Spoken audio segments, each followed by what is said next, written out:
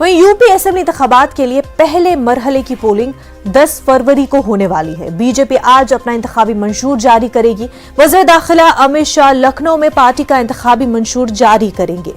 Party इस मंशूर को लोक कल्याण संकल्प पत्र के नाम से जारी करेगी। इस मौके पर शाह के हमरा सीएम योगी आदित्यनाथ, रियासती इलेक्शन इंचार्ज धर्मेंद्र प्रधान, अनुराग ठाकुर, रियासती सदर स्वतंत्र देव सिंह, नायब वज़ीर आला केशव प्रसाद मौर्य समेत दीगर सीनियर लीडरान मौजूद रहेंगे। काबिल जिक्र है, इससे पहले बीजेपी 6 फरवरी को अपना मैनिफेस्टो जारी करने वाली थी, लेकिन नामवर गुलकारा लता मंगेशकर की मौत की वजह से इस प्रोग्राम को मनसूख कर दिया गया था। दूसरी जानिब मरकजी वजीर नितिन गडकरी आज गोवा असेंबली इंतखाबात के लिए पार्टी का मंशूर जारी करेंगे। उत्तर प्रदेश में पहले मरहले में 58 सीटों के लिए इंतखाबी